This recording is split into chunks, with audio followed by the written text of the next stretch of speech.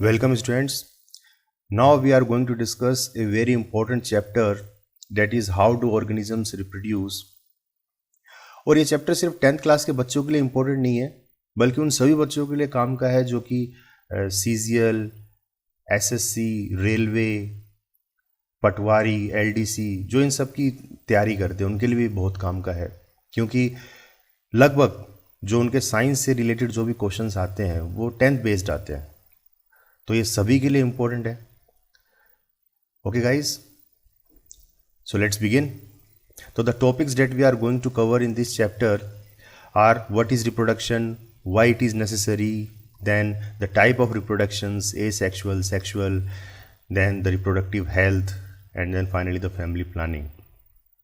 Then okay guys, let's begin.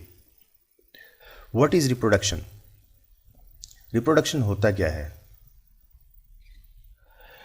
So it is a process by which living organisms produce new organisms similar to themselves. तो एक process है जिसमें जितने भी living organisms हैं वो नए ऑर्गेनिजम्स प्रोड्यूस करते हैं. और कैसे करते हैं? अपने ही जैसे ऑर्गेनिज्म प्रोड्यूस करते हैं. जैसे हाथी है तो हाथी का बच्चा कैसा होगा? दिखने में हाथी होगा, ठीक है ना. ऐसे पांडा के बच्चे दिखने में पांडा जैसे होंगे, मछली के बच्चे मछली जैसे ही होंगे दिखने में, और इंसानों के बच्चे इंसानी दिखते हैं, ठीक है ना. तो सिमिलर ऑर्गेनिजम्स हम प्रोड्यूस करते हैं. ऐसे तो नहीं है कि हाथी के में जेब्रा पैदा हो रहा है या जिराफ पैदा हो रहा है हाथी से, ऐसा नहीं है. तो सिमिलर हम ऑर्गेनिजम्स जो हैं प्रोड्यूस होते हैं. That is known as reproduction. And why it is necessary? Reproduction जरूरी क्यों है? तो देखिए, अगर रिप्रोडक्शन नहीं होगा, in the absence of reproduction, number of living organisms, plants and animals will gradually vanished from the earth. अगर रिप्रोडक्शन नहीं होगा तो जितने भी लिविंग ऑर्गेनिजम्स हैं, whether it they are plants और एनिमल्स, वो धीरे धीरे क्या हो जाएंगे? खत्म हो जाएंगे, ठीक है ना. एक वंश खत्म हो जाएगा, ठीक है. तो रिप्रोडक्शन बहुत जरूरी है. Secondly, to retain a particular species of living organisms, और किसी पर्टिकुलर स्पीशीज को अगर बचाए रखना है तो भी रिप्रोडक्शन बहुत जरूरी है, ठीक है ना. जैसे मान लीजिए मछलियां हैं, अगर उन्होंने रिप्रोडक्शन करना ही बंद कर दिया तो धीरे धीरे क्या होंगी? मछलियां खत्म हो जाएंगी और मछलियों की पूरी स्पीशीज जो है, पूरी की पूरी प्रजाति जो है वो गायब हो जाएगी, ठीक है ना. तो रिप्रोडक्शन बहुत जरूरी है किसी भी स्पीशीज के सर्वाइवल के लिए.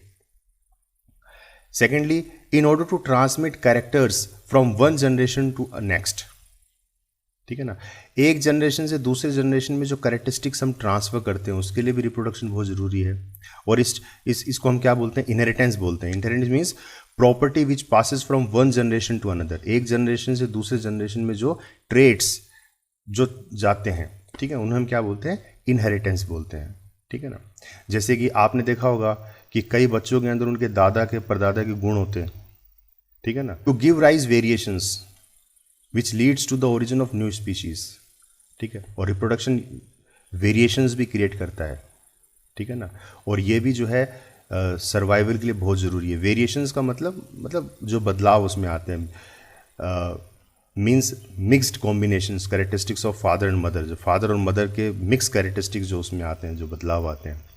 आप लोगों ने डॉग की अलग अलग स्पीशीज़ देखी होंगी, ठीक है ना. अलग अलग टाइप के डॉग होते हैं, लेकिन ऐसा शुरू में तो नहीं था. शुरू में क्या था? शुरू में सिर्फ एक ही डॉग था, ठीक है ना. लेकिन धीरे धीरे ये क्या हुई? ये हम वेरिएशंस लेके आए इसके अंदर. और ये तो खैर नेचुरल नहीं है, मैनमेड है, ठीक है ना. इसलिए रिप्रोडक्शन बहुत ज़रूरी है, क्योंकि रिप्रोडक्शन से ही वेरिएशंस आते हैं, ठीक है ना. ये जो टाइम के साथ जो बदलाव आता है ये बहुत ज़रूरी है, ठीक है ना. अगर ये बदलाव नहीं आएगा तो स्पीशीज़ जो है सर्वाइव नहीं कर पाएंगे. अगर हम अपने एंसेस्टर्स को देखें तो उनका जो लिविंग स्टैंडर्ड था, उनका जो खान पान था वो अलग था. वहाँ पे जो इन्वायरमेंटल कंडीशंस थी वो अलग थी.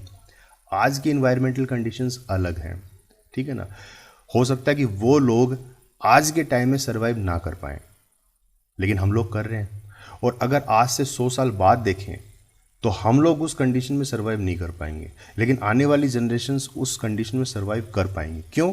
क्योंकि ये जो वेरिएशंस आता है, ठीक है ना, ये जो एक जनरेशन से दूसरे जनरेशन में जो वेरिएशन आते हैं, और ये बहुत स्लो प्रोसेस है, लेकिन इस वेरिएशंस में क्या होता है कि वो इन्वायरमेंट के साथ अपने आप को एडजस्ट करते चली जाती है. जो नेक्स्ट स्पीशीज़ होती है, जो नेक्स्ट जनरेशन होती है, वो अपने आप को उस इन्वायरमेंट के साथ अपने आप को एडजस्ट कर लेते हैं वो. ठीक है ना। तो इसलिए भी रिप्रोडक्शन बहुत ज़्यादा ज़रूरी हो जाता है। अब देखिए हमारे पास दो हमारे पास वर्ड हैं और ये थोड़े से कंफ्यूजिंग लग रहे होंगे। एक तो इनहेरिटेंस है और एक है वेरिएशन, ठीक है ना। ये दोनों थोड़े से कंफ्यूजिंग लग रहे होंगे आपको। फ़र्क क्या है दोनों के अंदर, फ़र्क क्या है? तो inheritance means the property which passes from one generation to another. एक जनरेशन से दूसरे जनरेशन में जो ट्रेड्स पास हो रहे हैं उनको हम क्या बोलते हैं? इनहेरिटेंस बोलते हैं। जैसे मान लीजिए ये हमारे पास एक केस है, इसमें मदर के बालों का कलर क्या है? ब्राउन। और इसमें देखिए इसके बच्चे के इसके अंदर ये बालों का कलर सेम आया है, ब्राउन। तो ये ट्रेड क्या एक तरीके से पास हो गया, एक जनरेशन से दूसरे जनरेशन में गुण आ गए, ठीक है ना। ऐसे ही फादर के जो कलर था वो ब्लैक है, वैसे ही वो इस बच्चे में ट्रांसफ़र हो गया। तो ये ट्रेड्स पास हो रहे हैं, ठीक है। तो ये तो हो गया इनहेरिटेंस, ठीक है ना। एक जनरेशन से दूसरे जनरेशन में जो चीज़ें ट्रांसफ़र होती हैं। फिर आता है दूसरा वेरिएशन। वेरिएशन मतलब बदलाव, ठीक है ना, मिक्स्ड कॉम्बिनेशन। वेरिएशन, अब ये बदलाव कौन सा आ रहा है इस जनरेशन? अब इन दोनों में क्या बदलाव आया देखिए। अब फादर की आई जो है उसका कलर क्या है? ब्राउन है। मदर की आई का कलर कितना है? क्या है? ब्लैक है। तो ये ब्राउन है और ये ब्लैक है। लेकिन देखिए इस बच्चे के अंदर ना ही ब्राउन है ना ही ब्लैक है, कौन सा कलर है? ब्लू। तो ये क्या है? ये वेरिएशन है, ठीक है ना।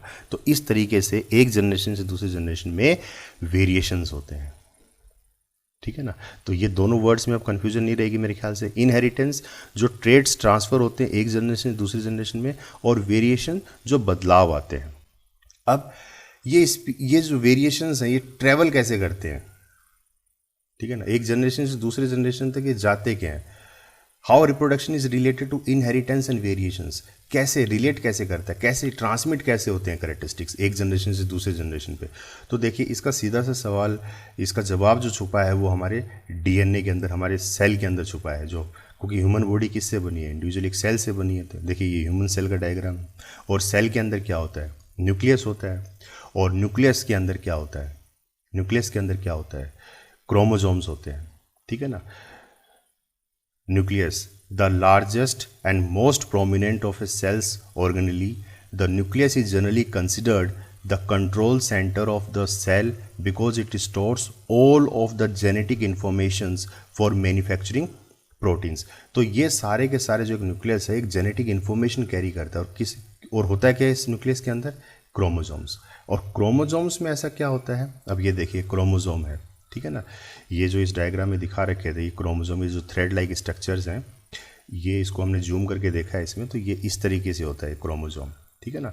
और ये देखिए पेयर में है। ये हमारी बॉडी के अंदर टोटल 46 क्रोमोसोम्स होते हैं, लेकिन ये पेयर में होते हैं तो 23 बन जाते हैं, ठीक है ना। तो पेयर में होता है। तो ये जो बीच की सेंट्रल नोड है इसको बोलते हैं सेंट्रोमेयर, और ये जो है इनको बोलते हैं क्रोमोटाइड, ठीक है ना। और ये जो बीच का है और ये सेंट्रोमेयर हो गया, और ये पूरा का पूरा ये क्रोमोसोम हो गया। अब इसके अंदर ये देखिए ये क्या है? ये डीएनए है। क्या है ये डीएनए है। और डीएनए एक्चुअली क्या होता है? Deoxyribonucleic acid. It acts as the blueprint of the body. ये किसी भी बॉडी का एक ब्लूप्रिंट होता है, ठीक है ना। जैसे मान लीजिए आप कोई मकान बनाने जाते हैं तो पहले उसका आप नक्शा तैयार करते हैं, तो आपके पास एक पेज पे एक लेआउट होता है उसका, ठीक है ना। और उसको फिर आप एक मकान की शक्ल देते हो। ऐसे कोई कार मैन्युफैक्चरिंग कोई फैक्ट्री है तो उसमें सबसे पहले कार का डिज़ाइन तैयार होता है, और वो डिज़ाइन किस पे तैयार होता है? पेपर पे तैयार होता है। तो वो ब्लूप्रिंट हम उसको बोलते हैं, और उसके बाद उसको फाइनल टच दिया जाता है, ठीक है। तो सेम ऐसी डीएनए होता है। तो जो भी बॉडी तैयार होती है, जो भी नया जो न्यू बॉर्न जो बेबी होगा उसकी जो बॉडी तैयार होगी कैसी होगी वो बॉडी, ठीक है ना। तो वो जो ट्रेड्स हैं उसके पेरेंट्स से जो आएंगे वो उसके डीएनए में होते हैं, ठीक है ना। तो डीएनए के अंदर बेसिकली क्या होते हैं? जीन होते हैं हमारे, जो उन ट्रेड्स को कैरी करते हैं, ठीक है ना। और जीन किससे बनते हैं? ये प्रोटीन से बनते हैं, ठीक है ना। और इनके अंदर वो सारी इंफॉर्मेशंस होती हैं। तो it decides how the body going to be, और ये डिसाइड करते हैं कि बॉडी कैसी होगी, ठीक है ना, कैसी बॉडी होगी। It contains all the informations, जितनी भी इंफॉर्मेशन होती है वो सारी इसके अंदर होती है, ठीक है। DNA of both father and mother contributes to the formation of DNA of the baby, और दोनों फादर और मदर दोनों के डीएनए कंट्रीब्यूट करते हैं किसी भी बेबी के अंदर। ठीक है, क्लियर है? तो ये साइकिल चलती है। सेल के अंदर क्या होता है? न्यूक्लियस के अंदर क्या होते हैं? क्रोमोसोम्स, और क्रोमोसोम के अंदर क्या होता है? डीएनए। ठीक है ना, और डीएनए के अंदर क्या होता है? हमारे जीन होते हैं। ठीक है ना, तो इस तरीके से वन जनरेशन टू अनदर जो करेक्टरिस्टिक्स हैं वो ट्रांसफ़र करते हैं। तो सिग्निफिकेंस और इम्पोर्टेंस ऑफ वेरिएशन, तो फ़ायदा क्या है इस वेरिएशंस का? ये वेरिएशन ज़रूरी क्यों है? तो देखिए, it helps in the survival of a species over time से due to global change in environmental conditions. तो मैंने पहले भी पिछली स्लाइड में बताया था कि ये सर्वाइवल के लिए बहुत ज़रूरी है। ठीक है ना, मान लीजिए ग्लोबल, अगर इन्वायरमेंट में जो ग्लोबल चेंज हो गया, जैसे टेम्परेचर धीरे धीरे जैसे कि बढ़ ही रहा है, ठीक है ना, आने वाले टाइम में और बढ़ जाएगा, तो उस टाइम पे जो स्पीशीज़ जो सर्वाइव करेंगी वो हमसे अलग होंगी। लेकिन ये चेंजेस जो हैं ये अभी से आने शुरू हो जाएंगे धीरे धीरे। ठीक है ना, तो ट्रांजैक्शन हो रहा है लेकिन बहुत स्लो हो रहा है, तो हम नोटिस नहीं कर पा रहे हैं, लेकिन अगर हम बड़े लेवल पे देखें तो बहुत बड़ा ट्रांजैक्शन हो जाएगा। ठीक है ना, ऐसे ही जैसे डॉग का मैंने एग्जांपल लिया था कि if there is a sudden fall in temperature, अगर एकदम से टेम्परेचर गिर जाए, मान लीजिए, ठीक है ना, एकदम से टेम्परेचर गिर जाए, then only those dogs will be able to survive. सिर्फ वही डॉग सर्वाइव करेंगे having fur on their body, जिनकी बॉडी के ऊपर फर होगा, यानी कि बाल होंगे। ठीक है ना, in this way the whole species of dog will not vanish. और इस तरीके से क्या होगा कि पूरी की पूरी प्रजाति खत्म नहीं होगी। ठीक है ना, कौन सी प्रजाति बच जाएगी? जिसके ऊपर बाल होंगे। मतलब ऐसे नहीं है कि पूरे के पूरे डॉग खत्म ही हो गए। ठीक है ना, तो ये फायदा रहता है वेरिएशन से। Variation also helps in the evolution of new species over a period of time. और वेरिएशंस ये भी हेल्प करती है कि जो न्यू स्पीशीज़ जो हैं, जो स्पीशीज़ इवॉल्व हो जाती हैं, ठीक है ना, over a period of time. अब देखिए, अगर हम आज से 200 साल पहले की बात करें तो उन लोगों का जो आईक्यू लेवल था, ह्यूमन बीइंग की बात कर रहा हूँ, उनके अंदर जो आईक्यू लेवल था और आज के जो छोटे बच्चों में जो आईक्यू लेवल है उसमें बहुत ज़्यादा फ़र्क है। ठीक है ना, तो टाइम के हिसाब से देखो कितना, मतलब ये स्लो प्रोसेस है लेकिन कितना ड्रास्टिक वेरिएशन आया है इसमें। ठीक है ना, तो उनके टाइम के हिसाब से उनकी आईक्यू लेवल ठीक थी और आज की जनरेशन के हिसाब से जो आज के बच्चों में आईक्यू लेवल है वो ठीक है। ठीक है ना, तो ये चीज़ें हैं, तो ये वेरिएशंस होते हैं जनरेशन टू जनरेशन जो ट्रांसमिट होते हैं। Each individual in A species have its own uniqueness and identity. और स्पीशीज़ के अंदर हर एक जो इंडिविजुअल, उसकी अपनी एक यूनिकनेस भी होती है और एक अपनी उसकी एक आइडेंटिटी होती है। ठीक है ना, आपका बिहेवियर, मतलब आपका जो बिहेवियर है वो आपके पेरेंट्स से आपके अंदर आया है, मतलब कुछ आपके पिता फादर से आया होगा, कुछ आपकी मदर से आया होगा, तो एक मिक्स कॉम्बिनेशन है। तो आपके अंदर जो आइडेंटिटी आपकी जो तैयार हुई है वो कैसी आइडेंटिटी तैयार हुई? कि यूनिक आइडेंटिटी तैयार हुई है। ठीक है ना, ठीक है ना, वो आप एग्जैक्टली भी नहीं कह सकते कि फादर जैसा है, एग्जैक्टली भी नहीं कह सकते मदर जैसे, दोनों का एक मिक्स्ड कॉम्बिनेशन, तो एक नई आइडेंटिटी बन गई। तो ये जो चेंज आता है, ठीक है ना, तो ये सब रिप्रोडक्शन की वजह से आता है। Now there are some questions. What is the importance of DNA copying in reproduction? तो डीएनए कॉपिंग की इंपॉर्टेंस क्या है? तो reproduction is a biological process in which an organism gives rise to young ones similar to itself. तो अपने जैसे ही produce करते हैं रिप्रोडक्शन में। ठीक है ना, the young ones of produce have same body design, same ही होते हैं, बॉडी डिज़ाइन भी सेम रहेगा, and same blueprint from for these designs. DNA will form chromosomes, DNA which forms chromosome is responsible for the similarity. It means due to the copying of DNA, the characters of the parents are transmitted to offspring. ठीक है ना, तो DNA copying की वजह से ही जो है, जो कैरेक्टरिस्टिक्स जो होते हैं वो ट्रांसफ़र होते हैं from one generation to another. तो ये बहुत ज़्यादा इंपॉर्टेंट हो जाता है डीएनए कॉपिंग का। ठीक है ना, अगर ये नहीं होगा तो वो कैरेक्टरिस्टिक्स जो है, जो वेरिएशंस है वो नहीं आ पाएंगे जनरेशन टू जनरेशन में। ठीक है ना, तो वो इसके लिए बहुत ज़रूरी है। Secondly, it serves as a source of variation. ठीक है ना, तो वेरिएशन, मैंने कहा था वेरिएशन नहीं आएंगे अगर डीएनए कॉपिंग नहीं होगी तो variation are important for organic evolution. और वेरिएशन आने बहुत ज़रूरी हैं, तभी वो नए नए इन्वायरमेंटल कंडीशंस में अपने आप को सस्टेन कर पाएंगे। Next question is why is variation beneficial to the species but not necessarily for the individual? किसी स्पीशीज के लिए बेनिफिशियल क्यों है वेरिएशन? तो देखिए, आप इसको ऐसे समझने की कोशिश कीजिए कि मान लीजिए अभी जैसे कोविड-19 चल रहा है, ठीक है। तो कोविड-19 ये एक वायरस है, लेकिन इससे रिलेटेड अगर एंटीबॉडीज़ अगर किसी जनरेशन के अंदर या किसी स्पीशीज़ के अंदर दे दी जाएं, किसी पर्टिकुलर स्पीशीज़ के अंदर अगर उसकी एंटीबॉडीज़ डाल दी जाएं, तो क्या होगा, वो पर्टिकुलर स्पीशीज़ तो सर्वाइव कर जाएगी और बाकी की सर्वाइव नहीं कर पाएंगी। जैसे मान लीजिए ह्यूमन बीइंग के अंदर हमने डाल दी एंटीबॉडीज़, तो ह्यूमन बीइंग की स्पीशीज़ तो सर्वाइव कर जाएगी। और अगर किसी जानवर है, जैसे कोई मंकी ले लो या कोई रैट ले लो, उन स्पीशीज़ के अंदर अगर इसकी एंटीबायोटिक्स नहीं डाली गई तो वो स्पीशीज़ हो सकता है कि पूरी की पूरी ख़त्म हो जाए। तो ये यहाँ पे इस चीज़ की ज़रूरत पड़ती है।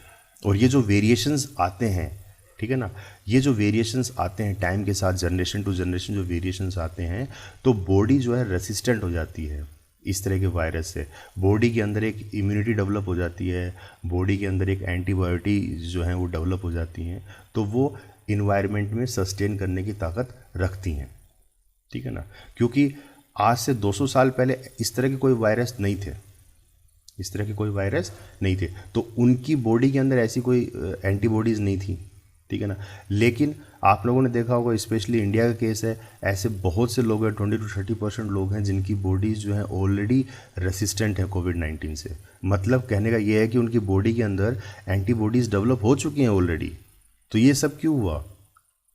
ये जो वेरिएशंस जो आ रहा है जनरेशन टू जनरेशन, इस वजह से, ठीक है ना। तो यहाँ पे बहुत बड़ा बेनिफिशियल है। In changed environment all other individuals would die, but that organisms with variation survives and helps in the continuation of species।